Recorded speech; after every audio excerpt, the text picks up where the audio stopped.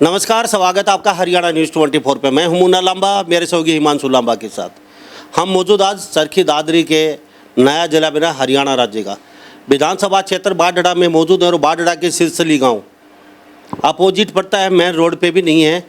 एक ऐसे होनहार गुदड़ी के लाल ब्रांड एम्बेसडर असल में ही कई बच्चों को प्रेरणा देगा, कई अभिभावक को। ऐसे बच्चे से हम मिलवाएंगे। डायरेक्ट लेफ्ट डेंट लगे हैं और जो सम्मानित ये राष्ट्रपति से भी सम्मानित हो चुके हैं। और अपने जो फील्ड अपना एरिया होता है उसमें ये बेस्ट मैन के और तौर पे इनका सम्मानित किया गया। बहुत बड़े स्तर पे 5 बच्चे, जो पूरे कैडर था उसमें 5 बच्चे लिए गए, उनको सम्मानित भी किया गया है। तो 5 बच्चों में मैनपाल फोगाट मेरे साथ मौजूद है खास बातचीत में। और ये मैनपाल फोगाट जमींदार फैमिली से आते हैं। हम खेत में मौजूद हैं और कोई ज़्यादा इतना बोर्ड नहीं है, कोई इंजीनियर है, कोई डॉक्टर का बेटा है या कोई इंडस्ट्री एरिया है। बिल्कुल खेत में जंगल में बैठे हैं हम और मैनपाल के पास पहुँचे। लेफ्टिनेंट लगा, पूरे गांव में खुशी का माहौल है। सिरसली गांव में मौजूद हैं और पिताजी मनोज कुमार और माताजी से बातचीत करवाएंगे। इनके माताजी हमारे साथ मौजूद हैं। पहले मैनपाल से बातचीत कर लेते हैं। मैनपाल, आपका स्वागत है हरियाणा न्यूज़ 24। बहुत बहुत धन्यवाद आपका, आप इतनी दूर से इधर आए।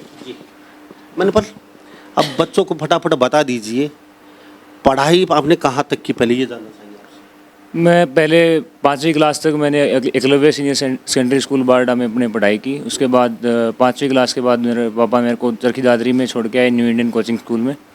वहाँ पे मैंने सैनिक स्कूल के लिए तैयारी की और फिर मैं 6ठी से लेकर 12वीं तक सैनिक स्कूल रेवाड़ी में मैंने अपनी पूरी पढ़ाई की। उसके बाद 12वीं में रहते रहते मैंने एनडीए की परीक्षा क्लियर की। उसके बाद फिर मैं 3 साल एनडीए में ट्रेनिंग की। फिर उसके बाद 2023 में एनडीए में ट्रेनिंग कंप्लीट करने के बाद 2023 में मैंने इंडियन मिलिट्री एकेडमी देहरादून को ज्वाइन किया। और जहाँ से मैं कल 8 जून 2024 को ट्रेनिंग कंप्लीट करने के बाद भारतीय सेना में एडी में लेफ्टिनेंट बना। जी, तो मैनपाल फोगाट बातचीत कर रहे हैं। किसने कहा आपको अब ये लेफ्टिनेंट बनना है, एनडीए में चले जाइए आप, मिलिट्री स्कूल, मार्गदर्शन किसने किया? ये मेरे दादा दयानंद थे, मेरे माता पिता, चाचा चाची, सब लोगों का एक योगदान रहा। मेरे दादा जो 25 राजरिफ में थे, दोनों युद्ध के अंदर भी थे, वो पाकिस्तान के साथ, वो स्टार्टिंग से एक मार्गदर्शन देते रहे, प्रेरणा के स्रोत थे। वो हमेशा बताते रहे कि हाँ फ़ौज में जाना है, फ़ौज की नौकरी एक बढ़िया नौकरी है। उसके बाद फिर उन्होंने हमेशा मदद भी की हर चीज़ के अंदर। फिर मेरे मम्मी पापा उन्होंने यहाँ पे कोई पढ़ाता, गांव में इतना पढ़ाई का माहौल नहीं था। फिर उन्होंने अकेले ने एक डिसीजन लिया कि हाँ भाई चरखी दादरी में छोड़ के आना है इतनी सबके बीच। फिर मेरे चाचा वगैरह ने, उन्होंने मम्मी पापा वगैरह को सपोर्ट किया हर चीज़ के अंदर। यहाँ से कभी छोड़ के आने में हर चीज़ के अंदर उन्होंने सपोर्ट किया, फीस वगैरह भी इसके अंदर, तो हर चीज़ के अंदर। चलो अच्छी बात है। लेकिन छोटे बच्चे थे, जब आपका मन लग गया वहाँ, थोड़ा दुख नहीं हुआ यार, घर से इतनी दूर अभी से छोटी उम्र में भेज दिया मम्मी ने पापा ने, तो यार ये होगा या नहीं होगा हमसे? कभी ऐसा भी मौका यार रिवाड़ी में भी वही नहीं यार, घर चले गए, नहीं होगा हमसे, छोड़े ये सब? नहीं, वो 10 साल की उम्र थी उस टाइम तो किसी को सब, मेरे को भी मन में यही हुआ कि पता नहीं हो पाएगा, एडजस्ट होगा या नहीं होगा। 10-12 दिन तो मेरे को बिल्कुल मन नहीं लगा उधर। कई बार रोता था अकेले बैठ के। फ़ोन वहाँ पे फ़ोन भी नहीं कराते स्टार्टिंग के अंदर 5-6 दिन के लिए। तो पर फिर उसके बाद रेवाड़ी गए तो घर छोड़ दें, तो वो तो आज मेरे को घर छोड़े हुए कितने 11 साल हो गई है। तो 11 साल के बाद अब भी अगर मैं यूनिट जाऊंगा तो मेरे को वैसा ही फील होगा जैसा मैं पहली बार घर छोड़ के गया था। तो ऐसा तो कभी होगा ही नहीं कि मैनपाल फोगाट है। तो सभी बच्चों को ऐसी फीलिंग होती है, ऐसा नहीं है। कुछ बनने के लिए मैं फिर कहता हूँ मेहनत करनी पड़ेगी, तपना पड़ेगा, आग में जलना पड़ेगा। अगर निखरना है, सोना निखरता है आग में जलने के बाद, तपना पड़ेगा सूरज के नीचे, जब जाके कहीं न कहीं बुलंदियाँ छूता है इंसान। और आप करने से पहले ही हार जाते हैं। अभी तो इनकी शुरुआत है, देखते जाओ आप। अभी बहुत ऐसी ऐसी बातें पूछेंगे आपके सामने, आप सोचेंगे यार छोटा बच्चा कभी ऐसा कर सकता है, क्योंकि एनडीए की तैयारी बहुत डिफ़िकल्ट है और ट्रेनिंग में बड़ी डिफ़िकल्ट होती है। दिमाग और आदमी को, शरीर को हर तरीके से डेमोलाइज तोड़ा जाता है। ये कितना सहन कर सकता है, क्योंकि बहुत बड़ी पोस्ट होती है लेफ्टिनेंट की एनडीए की। तो यहाँ से सीधा रिवाड़ी पहुँच गए, तो घर से खाना वाना अच्छा, घी वगैरह माँ पापा मिलने जाते? हाँ, स्टार्टिंग में तो मैं यहाँ से पहले चरखी दादरी गया, तो दादरी में तो मैं बुलाता था, महीने में एक बार तो आते ही आते थे, दादा भी आते थे, नानी भी आ जाती थी मिलने, तो ठीक है, मन लग जाता था। पर उसके बाद रेवाड़ी गए तो थोड़ा दूर हुआ, तो उस टाइम लगता था रेवाड़ी तो बहुत दूर है, 4-5 घंटे। ज़्यादा याद किसको करते हैं, मम्मी या पापा? सबको याद करते हैं ऐसा ज़्यादा तो मम्मी को ही करते हैं। सबको याद करते हैं, ऐसा तो है नहीं पापा कि दूसरे। डिफ्रेंशिएट करते हैं। नहीं, ऐसा तो वो कर नहीं सकते ना कि तो बुलाते किसको तो सब ज़्यादा, मम्मी आपको ही आना है या पिताजी आपको जाना जो मम्मी अकेले तो मम्मी आ नहीं सकती थी ना उस टाइम, तो बुलाना तो पापा को ही पड़ता था। है? एक तीर से दो निशाने, अगर इनको बुलाएंगे मम्मी अपने आप आ जाएगी। बिल्कुल। बड़े समझदार है, लेफ्टिनेंट है ना अभी, एक तीर से दो निशाने किए इन्होंने। आज ये बताइए, आप जमींदार फैमिली से आते हैं, आप अब खेती बाड़ी करते हैं, आपके पिताजी अब भी हम खेतों में बैठे हैं, अब वहाँ तो पहुँच गए आप, तो ये किताबें और बता दीजिए, और बाकी बच्चे तैयारी कर रहे हैं वो भी कहीं ना कहीं +2 के बाद डायरेक्ट जा सकते हैं या 10वीं का भी जा सकता है, पूरी डिटेल से बताइए। जी, ये देखिए, अगर आप जब हम 12th क्लास में होते हैं तो हम एनडीए के लिए एलिजिबल होते हैं। आप चाहे कोई भी स्ट्रीम से हो, बीए, बीएससी, कुछ भी आप कर रहे हो, आप 12th में किसी भी आर्ट से, साइंस से, कुछ से भी आप कर रहे हो 12th, तो आप एनडीए के लिए अप्लाई कर सकते हो। तो एनडीए के 2 एग्ज़ाम होते हैं, एक अप्रैल में होता है, एक सितंबर में होता है। तो आप कोई भी एग्ज़ाम क्लियर कीजिए। 12th में मैंने, जैसे मेरा नवंबर में एग्ज़ाम था, 17 नवंबर को एग्ज़ाम था, 17 नवंबर, तो 17 नवंबर 2019 को मेरा एग्ज़ाम था, तो दिल्ली में मैंने एग्ज़ाम दिया। फिर उसके बाद मेरे दिसंबर में मेरे कॉल लेटर आया। फिर 2 फरवरी 2020 को मेरी एसएसबी थी, 6 फरवरी को मैं रिकमेंड हुआ, मेरी एसएसबी क्लियर हुई। तो उसके बाद मैंने 12th के एग्ज़ाम देने से पहले मैंने मेरी एसएसबी क्लियर कर ली थी, मतलब कि मेरा मेडिकल भी क्लियर हो गया था, एसएसबी भी क्लियर हो गई थी। तो मेरे 12th के एग्ज़ाम देने से पहले मेरे को क्लियर हो गया था कि हाँ, मेरे को अब एनडीए जाना है। अभी सैनिक स्कूलों पढ़ना ही ज़रूरी है, बाकी बच्चे एनडीए नहीं करते? नहीं, ऐसा बिल्कुल भी नहीं है कि सैनिक स्कूल में ही पढ़ना ज़रूरी है, हर स्कूल से बंदे आते हैं वहाँ पे। यानी कि +2 के बाद सीधा डायरेक्ट हम एनडीए का। +2 में रहते रहते भी हम एनडीए की तैयारी कर सकते हैं। और अगर आपको +2 के बाद कितनी बार ये आगे फॉर्म निकलते हैं भरने के? 2 बार निकलता है। अच्छा, कौन सा कोई समय भी निर्धारित करते हैं? हाँ, ये निर्धारित समय है इसके लिए। अभी डेट तो मेरे को फॉर्म किस टाइम निकलता है मेरे को भी ध्यान नहीं है, पर जनवरी में निकलता है शायद, दिसंबर जनवरी में, अप्रैल के लिए। ये हम देख सकते हैं नेट वगैरह? हाँ, ये नेट पे उपलब्ध है, सब कुछ उपलब्ध है। वो आप नेट वगैरह पे सर्च कर सकते हो, 2 बच्चे एनडीए करना चाहते हैं वास्तव में ही, या अगर +2 में रहते रहते भी एनडीए कर सकते हो, +2 के बाद भी कर सकते हो। और आप सर्च गूगल वगैरह इस पर सर्च करके आप देख सकते हो फॉर्म की डेट। फॉर्म फिर कैसे भरा जाता है? जैसे ये ऑनलाइन भर सकते हैं आप बहुत आराम से। कुछ क्या क्या होता है उसमें? 100 रुपये की फीस लगती है, और बस अपनी खुद की डिटेल देनी होती है। हाँ, और कुछ। उसके बाद क्या उनको बुलाने के लिए क्या क्या उसके बाद फिर एक एडमिट कार्ड आएगा, आपका सेंटर आएगा, आपको खुद भरना होता है कि मेरे को दिल्ली एग्ज़ाम देना है, गुड़गांव एग्ज़ाम देना है, कहाँ एग्ज़ाम देना है। वहाँ पे आपको एक स्कूल अलॉट हो जाएगा, वहाँ पे आप उस दिन जाइए। एग्ज़ाम की डेट पहले से फिक्स होती है, आप उस दिन जाइए, एग्ज़ाम दे के आइए अपना। फिर उसके बाद ऑनलाइन रिजल्ट आ जाएगा। आप क्लियर हो तो आपको एसएसबी के लिए आपकी ईमेल आईडी के ऊपर आपका नोटिफिकेशन आ जाएगा।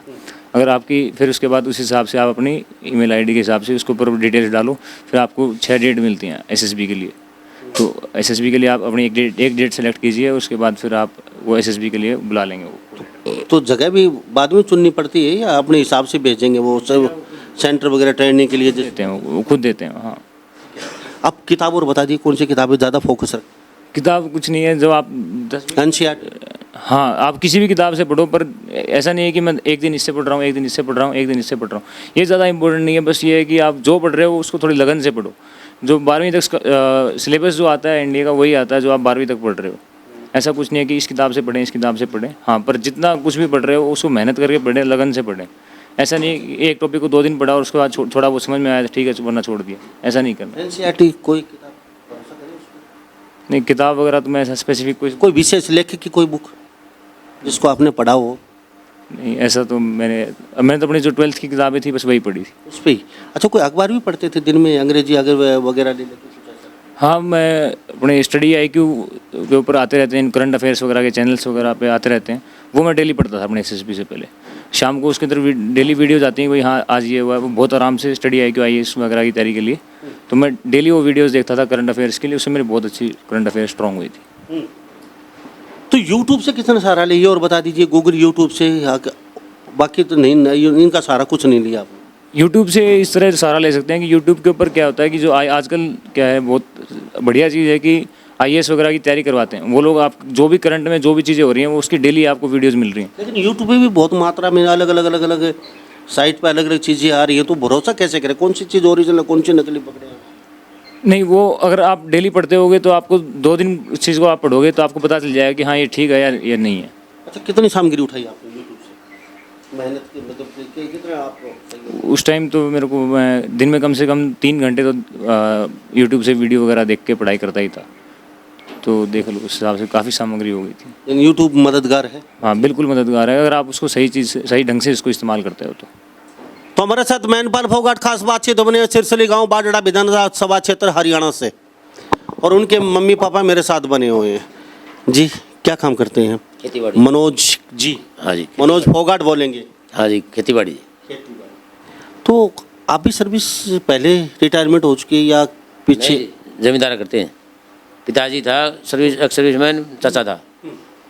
बच्चे ने तो झंडे गाड़ दिए। बच्चे ने झंडे गाड़ दिए, खुशी की बात है पूरे गांव के लिए और हमारे हल्का के लिए भी तो और कभी हमारे सोचा, परिवार के लिए। कभी सोचा था आपने ये बेटा इतना बड़ा? हाँ, ये शुरू से इंटेलिजेंट था जी, पहली क्लास से। अब तो लग गया, अब तो कहेंगे पहली क्लास से। नहीं जी, नहीं, ये कोई बात नहीं। पहले मैं बार डाइकले स्कूल में गया, वहाँ मास्टर ने बताया, बोले आपका लड़का होशियार है, कहीं अच्छे स्कूल में ले जाइए। तो मैं इसको बता रही, एक मेरे गांव का किरण प्रकाश आपने ये एनडीए क्यों चुना, बाकी फील्ड क्यों नहीं चुना? मेरे चाचा दयानंद थे, वो भी तो फौजी चाहूँ था। हमने भी वो 3 फौजी बनाना चाहूँ थे, लेकिन एक बन पाए बलजीत। अच्छा हाँ, तो ये बोला छोटा लड़का कप्तान बनाऊंगा मैं इसने। अच्छा। तो ये छोटो बालक छोटो था उस टाइम, कहा करता मैं दादा कप्तान बन जाऊँ। तो फिर वो उसने दादरी छोड़ आया न्यू इंडियन उसमें पब्लिक स्कूल में, तो वहाँ उसने तैयारी करी, वो बेस्ट था। फिर रेवाड़ी में बेस्ट रहा। तो ये मैनपाल फोगाट की छाया है, और थोड़ा सा पुराना मकान है। मैं ये इसलिए बता रहा हूँ, खेत में रहते हैं, ज़मींदार पिताजी है। आपके पास सब कुछ होते हुए भी कुछ नहीं कर सकते। आपके पास पैसा है, एसी रूम है, अच्छी बड़ी बड़ी गाड़ियाँ हैं, सब कुछ होते हुए भी आप कहते हैं कि मम्मी पापा ने सहयोग नहीं किया। ये ज़मींदार फैमिली से आता है, और ये खेत में रहते हैं आज भी, और पुरानी ही छाया है इनके पास। लेकिन मैं सलूट करता हूँ फोगाट साहब को। टैलेंट होना चाहिए बच्चे में, हुनर होना चाहिए। चाहे आप मिट्टी भी बेच सकते हो अगर आप में दिमाग है, टैलेंट है, नहीं तो सोना भी पीतल हो जाता है बाहर जाके। बच्चे ने मेहनत की है, दिमाग दौड़ाया है, तो आज आपने इतनी मेहनत की, बच्चों पे खुश है? खुश है, बहुत ज़्यादा खुश है। तो गाँव में सम्मानित किया? हाँ जी, लड़का गांव में सम्मानित किया। आते ही पूरे गांव ने मिलके फूलमालाओं से, नोटों से। तो अब शादी में क्या क्या डिमांड शुरू हो जाएगी? कोई डिमांड नहीं, लड़की शरीफ हो। लड़का नौकरी मिले रही है, कमाई खाने का पैसा मिले रही। बाकी कोई गाड़ी नहीं चाहिए हमने, साधारण परिवार से। ये कैमरे के सामने बोल रहे ना ना, हकीकत में आप देख लेना, शादी होगी आपने बुलावांगे। हो? मम्मी से पूछा? हाँ, मम्मी से पूछ लियो, इसकी नानी से पूछ लियो, नहीं चाचा से पूछ लियो, तो दोनों बैठे, इसकी चाची रही। अच्छा। हाँ जी। तो ये फोगाट साहब थोड़ी ये तस्वीर दिखाइए बेटे की। ये राष्ट्रपति से सम्मानित का ये फर्स्ट में पहले ये दिखा देते हैं, राष्ट्रपति द्वारा सम्मानित है। ये लेटर देख लीजिए। मैनपाल फोगाट सिरसली गांव मेरे साथ खास बातचीत में मौजूद हैं। मैं सलूट करता हूँ इस बच्चों को। ये स्टोरी देख के आप ज़रूर कुछ ना कुछ सोचेंगे।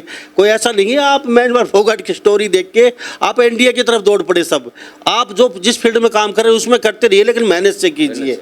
मैनपाल फोगाट जी, ये और दिखा दीजिए, ये देख लीजिए। ये फ़ोटो कब आपको सम्मानित किया गया था? ये 5-7 दिन पहले ही। किस लिए, क्या क्या सम्मानित किया? ये जैसे वहाँ से कमीशन होते हैं, तो हर आम के लोग कमीशन होते हैं, तो एडी के अंदर मैं मेरिट के अंदर सबसे ऊपर था, तो इसलिए मेरे को रोलिंग ट्रॉफी से सबसे बेस्ट लड़के का भी खिताब इनको मिला है। और हमारे साथ ये बच्चा बड़ा होनहार है। आप जरूर कुछ सीख के जाएंगे। ये कर सकता है तो तुम क्यों नहीं कर सकते? तो अभी जाटी भी छंगी होगी, कभी छंगी नहीं। मेरे को तो खेती की है? हाँ, वैसे तो हर जगह जब भी छुट्टी आता तो सारा काम, कई बार काम करवाया। आता है काम करना?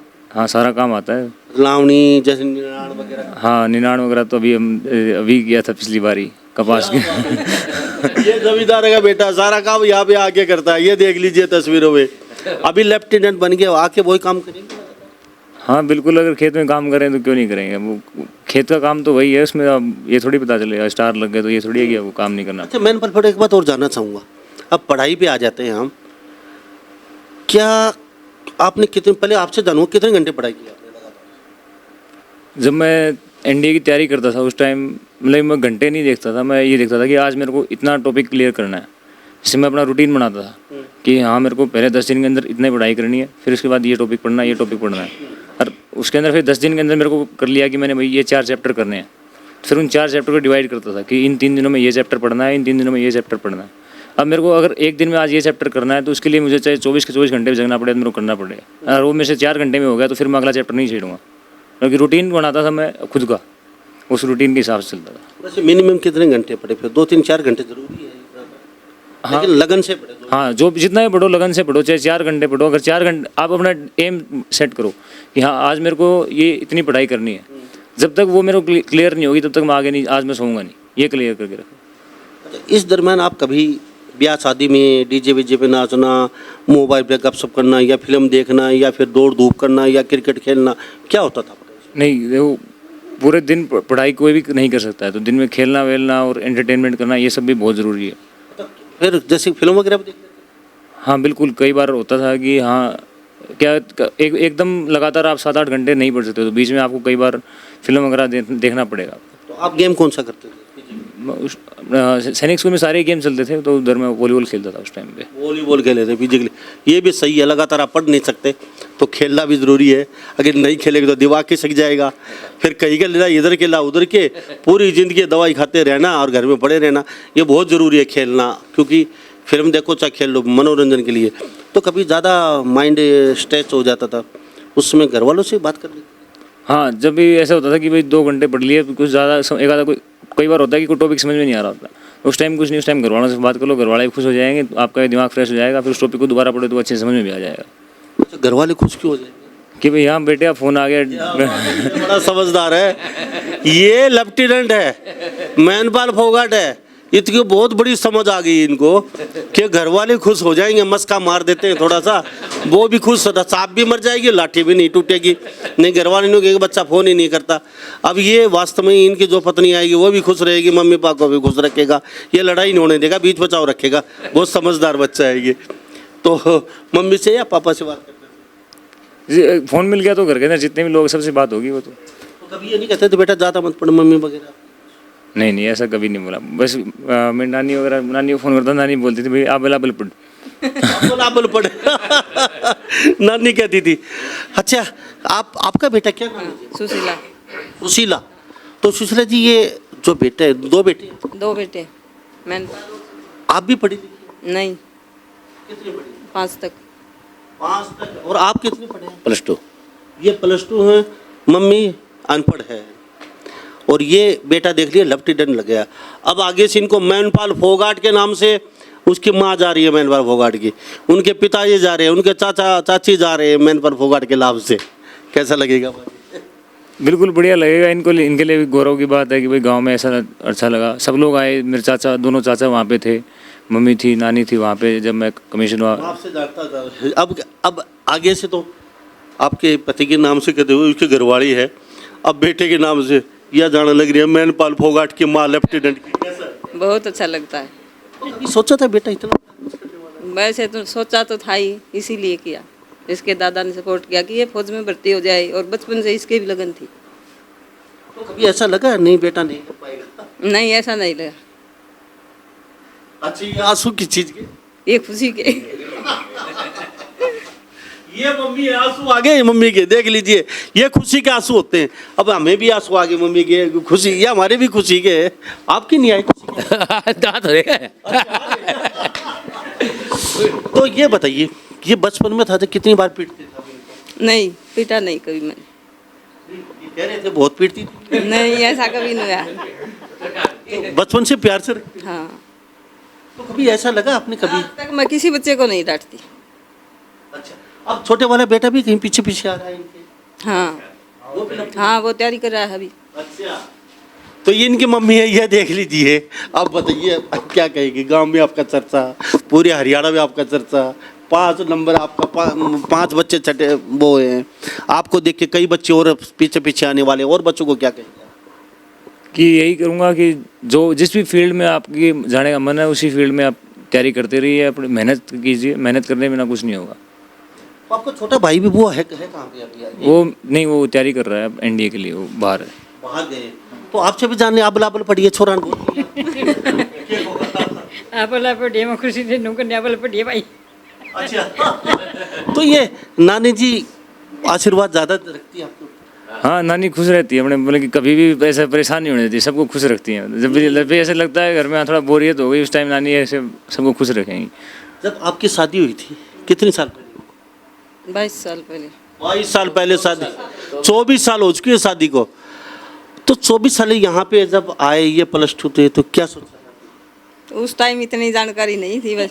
दो चार गाली तो देती होंगी, आज 24 साल पहले ये +2 कर ली, आज तू रहे हंड ऐसे तू किम कर नहीं पाए। वो तो सभी पति पत्नी के बीच होता है थोड़ा बहुत। हाँ। वो कैसे अब मिट गई है बेटे ने पूरी? हाँ, वो बेटे ने पूरी कर दी। हाँ, वो सब पूरी होगी अब। घमंड तो नहीं आ गया? नहीं, कोई घमंड नहीं है। अच्छा शादी में क्या लेने वाले हो? कुछ नहीं। ये कहते हैं मम्मी की ज़्यादा नहीं, अच्छी लड़की हो, अच्छे घर से हो, सुतरी हो, बस और कुछ नहीं चाहिए। कुछ नहीं चाहिए। तो ये तस्वीर देख लीजिए, बहुत अच्छी छोटी सी फैमिली है, 2 लड़के हैं और मम्मी पापा हैं और खेत में रहते हैं। मैनपाल फोगाट हमारे साथ खास बात में सिरसली गांव से मौजूद हैं और लेफ्टिनेंट बने हैं ये बच्चा हमारे साथ। तो इनसे हम बातचीत कर रहे हैं, बड़ा अच्छा लगता है, बड़ी प्यारी फैमिली है छोटी सी। और ये बच्चा ब्रांड एम्बेसडर बना है, असली गुदड़ी का लाल ये है, जमींदार का बेटा है, ठठ गाँव में रहने वाला। और गांव भी इनका मेन रोड पे नहीं है, सड़क से कम से कम 10 किलोमीटर 5 किलोमीटर इधर पड़ता है। हाँ बिल्कुल बिल्कुल। तो डेली अप डाउन करने में भी दिक्कत होती है इनको? होती है। हाँ, थोड़ी बल्कि बस सर्विस वगैरह भी यहाँ पे कुछ बहुत कम ही है। यहाँ से जाना पड़ता है, बस सुबह 1 बस जाती है, शाम को 1 बस आती है, उसके अलावा कोई बस है। तो अभी पूरा हिंदुस्तान के लोग देख रहे हैं, क्या कहना चाहोगे? लोगों को यही कहना चाहूँगा कि बस जिस भी फील्ड में आप तैयारी कर रहे हैं उनके पेरेंट्स को यही बोलना चाहूँगा कि अपने बेटे को सपोर्ट करें, ठीक है, उसको टाइम दें। ऐसा नहीं होता कि हर एक बंदा फर्स्ट अटैम्प्ट में निकाल लेता है। किस्मत बहुत ज़्यादा एक बड़ा फैक्टर है जो उस चीज़ को डिटरमाइन करता है। तो ऐसा नहीं है कि हर कोई फर्स्ट अटैम्प्ट में निकालेगा। अपने बेटे के ऊपर ट्रस्ट कीजिए, ठीक है। फर्स्ट में नहीं होगा, सेकंड अटैम्प्ट में होगा, सेकंड में नहीं होगा, थर्ड अटैम्प्ट में होगा, पर उसको सपोर्ट कीजिए, उससे पूछिए क्या समस्या आ रही है और उस समस्या का हल निकालने की कोशिश कीजिए। और उसके ऊपर डांट वगैरह ऐसा कुछ मारने की कोई ज़रूरत नहीं। मैं पर बड़े बहुत और जानना चाहूँगा आपसे। हमारे साथ खास बातचीत में फिर बता देता हूँ, सिरसली गाँव के अंदर बैठे हैं मैनपाल फोगाट मेरे साथ मौजूद हैं और ये फोगाट साहब हैं। वो कहते नहीं यारों मैं तो साहब बन गया, साहब बन के ऐसा तन गया, सूट मेरा देखो, अरे बूट मेरा देखो, ऐसा तो नहीं है? नहीं, ऐसा कुछ नहीं। जैसे साहब बन के तन जाते हैं? नहीं, ऐसा कुछ नहीं है। कहीं पे भी जाओ आपको काम तो करना ही पड़ेगा, फौज आपसे काम करवाएगी। पापा कह रहे ये थोड़ा गवल्डी हो जाएगा आगे जाके। नहीं, वो ऐसा कुछ नहीं है। आप कहीं पे भी जाओ आपको काम करना पड़ेगा। तो एनडीए के हम बताते चले, एनडीए में जिसका सिलेक्शन हो गया, जो बच्चा सेंटर में चला जाएगा, उसके बाद इनके जो सेंटर हैं 4-5 जगह हैं, वो जन्नत एक किस्म की, जीता जागता स्वर्ग है धरती का। वहाँ पे जाने के बाद नो टेंशन नो फिक्र, अच्छी सैलरी, अच्छा खाना, अच्छी व्यवस्था, और ये समझो हम स्वर्ग में रह रहे हैं, एक किस्म के जन्नत जैसा माहौल है। जी आप भी कुछ कहना चाहिए? मम्मी पापा को यही है, अपने बच्चों को सपोर्ट करो, अच्छे से पढ़ाओ। क्या कहेंगे जी, आप भी बता दीजिए। सभी अपने बच्चों का ध्यान करें और अच्छे स्कूल में पढ़वाएं, घर में भी ट्यूशन वगैरह व्यवस्था करवाएं। जैसे हम मेरे बच्चे को मैं मोटरसाइकिल पर ले जाया करता, छुट्टी आया करता, उस टाइम 12-1 घंटा रोजाना ट्यूशन पढ़ाने के लिए गोविल के पास। आप कहाँ पे बैठे थे? मैं वहाँ कोई दुकान को ऊपर चाय पी ली, उतना टाइम पास करता, ये तो बढ़िया करता 2 घंटा रोजाना। अब एक बात और बता दीजिए, कोई बच्चा चलते चलते इतना होते ना सक्सेस हो, पहला टाइम, दूसरा टाइम, तीसरा, चौथा, 5वां, छठा और फेल हो गया, फिर वो क्या करेगा? कुछ नहीं, अगर एक पेपर बंद हो गया तो ऐसा नहीं है कि आपके सारे दरवाजे बंद हो गए। बोलते हैं ना, भगवान एक दरवाज़ा बंद करता है 100 दरवाजे और खोलता है। बिल्कुल सही। तो उसके बाद ऐसा नहीं है कि आप किसी एक एग्ज़ाम की तैयारी कर रहे हो और उस एग्ज़ाम को आप क्लियर नहीं कर पाए किसी कारणवश, उसके बाद भी आपके पास बहुत सारे एग्जाम्स आएंगे आगे, उस एग्ज़ाम की आप तैयारी कीजिए। ऐसा नहीं है कि आपने उस एग्ज़ाम के लिए पीछे वाले के लिए जो पढ़ाई की है वो आगे वाले में काम नहीं आएगी। बहुत चीज़ें काम आएंगी, ठीक है, वो सब कुछ आपको काम आएगा। अगले एग्ज़ाम की तैयारी कीजिए, उसमें किसी ना किसी में आप जहाँ पे आपकी किस्मत आपको लेके जाएगी वो सही लेके जाएगी। जी बहुत बहुत सभी का धन्यवाद। बातचीत की, आपका कीमती समय लिया हमने, और आपकी स्टोरी देख के कुछ बच्चे ज़रूर शिक्षा लेंगे। प्यारी सी छोटी सी फैमिली थी और आपकी शादी में ज़रूर आएंगे, आप बुलाएंगे तो बिल्कुल बिल्कुल। तो हमारे साथ ये फोगाट फैमिली सिरसरी गांव से बनी हुई थी। मैनपाल फोगाट सुपरस्टार, ये हीरो हैं असली। फिल्मों के हीरो तो नकली रोल करते हैं, लेकिन ये असली जमींदार के सुपरस्टार, जमींदार के हीरो हैं ये। मैं सलूट करता हूँ ऐसे बच्चों को, गुदड़ी के लाल बोलता हूँ इनको। विकट परिस्थितियों में भी अपना रास्ता अपने आप बना लेते हैं, ये वो है सुपरस्टार गुदड़ी के लाल। मैनपाल फोगाट से हमने बातचीत करवाई और अब उनका हम जगह दिखाते हैं, पहले थोड़ा तस्वीर दिखा दीजिए। खेतों में मौजूद है, लेफ्टिनेंट लगा है बच्चा, पूरी स्टोरी हम उनसे बातचीत करवा दिखा चुके हैं। और ये उनकी छोटा सा ये मकान है, मकान अभी बन ही रहा है उनका। खेतों में रहते हैं, जमींदार का बेटा है और विकट परिस्थितियों में अपना रास्ता बनाया है। मैं सैल्यूट करता हूँ। कुछ गांव के लोग हैं, इनसे भी बातचीत कर लेते हैं हमारे साथ।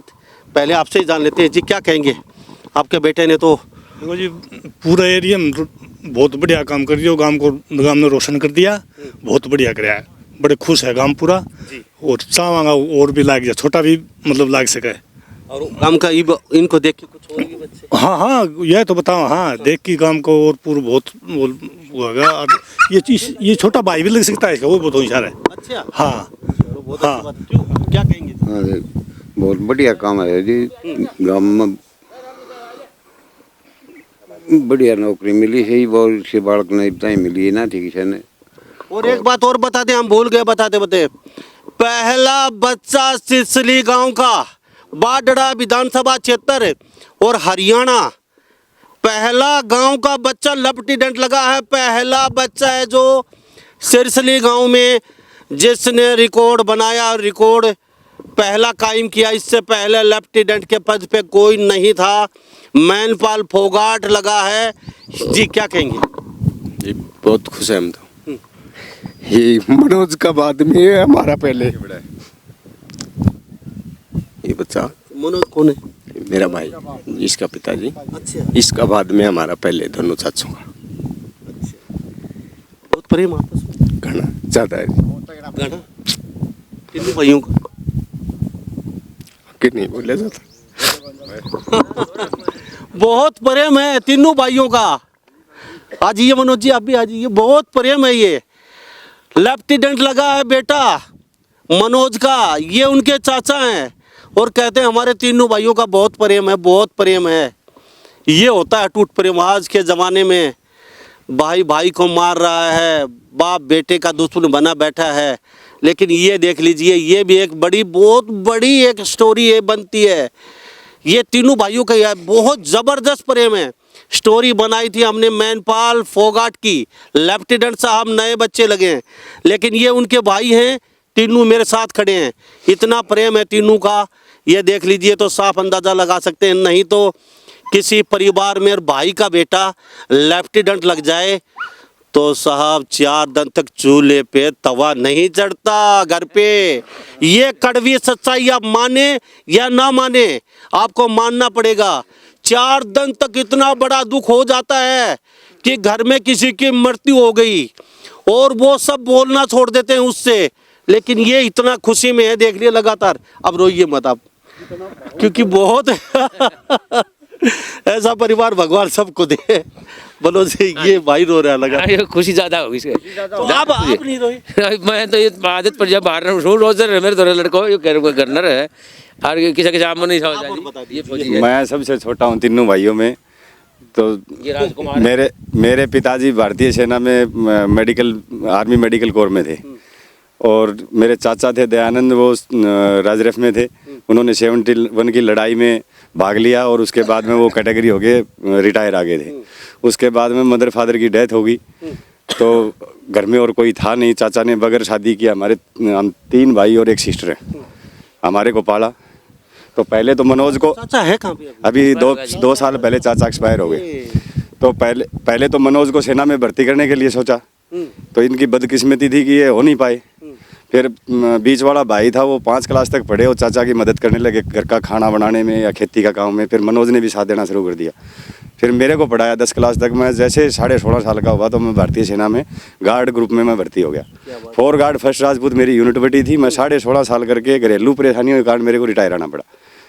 उसके बाद में अभी जो मेरे चाचा ने मैनपाल के लिए फर्स्ट क्लास से जिस दिन एडमिशन लिया था, चाचा के मन में एक ही इनको प्रेरणा देने की वो भावना हमेशा याद रखी कि मेरे पोते को बोला मैं लेफ्टिनेंट के पद से ही भेजूँगा, सेना में अफसर बनाऊंगा। हमने 4 पीढ़ी बोला, हमने सेना की सेवा करी। अब की 3 पीढ़ी में सेना की सेवा करी, 4थी पीढ़ी सेवा के लिए अफसर बना के भेजूँगा। तो उनका आज ये सपना पूरा हुआ। मेन भागीदारी चाचा दयानंद की है। क्योंकि हमारे को 3 भाइयों को पालना, एक सिस्टर थी, इतना है वो हमारे बीच नहीं। वो हमारे बीच में नहीं है। वो 2 साल पहले उनकी बीमार तकलीफ के कारण उनकी आज होते तो वो आज होते तो वो इतने गदगद होते कि हम जितने खुद हैं हमारी तो जरूरत ही नहीं पड़ती, वो उनके लिए अच्छा प्रोग्राम जो भी करना होता है वो खुद ही करते। तो अभी ऊपर सुन रहे हैं, देख रहे हैं वो देख रहे हैं वो तो एक इस समाज के लिए पहले खुद प्रेरणा थी। उन्होंने अपने भाई के परिवार को पाल के, और आज उनका खुद का कुछ क्या था, कुछ नहीं था। अच्छा एक बात बताइए, तीनों भाई शादीशुदा हुआ? तीनों भाई शादीशुदा हैं। तो एक के घर में अभी एक जैसे ही हमारा वो इनकी जो आपकी जो एक घर में नहीं, अलग अलग हैं हम। तीनों अलग अलग तीनों अलग अलग शादी हो रखी ठीक है, भाइयों की तो बनती है लेकिन उनकी भी बनती सबकी बनती है। हम सिर्फ 3 चूल्हे पर रोटियां लग बोते हैं, बाकी हमारा काम इकट्ठा है। है। क्या बात है, ये भी बड़ी बात है। सबसे बड़ी महिला होती है आपस में पाटा टूट करवाने में, लेकिन इनकी जो अलग अलग घर की रहने वाली है, लेकिन वो कहती हैं कि पूरा माहौल हमारा एक ही है और तीनों को खुशी है। तो मैं जी हाँ, मेरे पास 2 बेटे हैं। एक कुरुक्षेत्र गुरुकुल में पढ़ता है, देवव्रताचार्य जी का जो गुरुकुल है उसमें पढ़ता है। छोटा बेटा दादरी में एडमिशन ले रखा है, उसी संस्था में एडमिशन दिला रखा है जहाँ पे मैनपाल ने 5वीं क्लास में पढ़ाई किया था।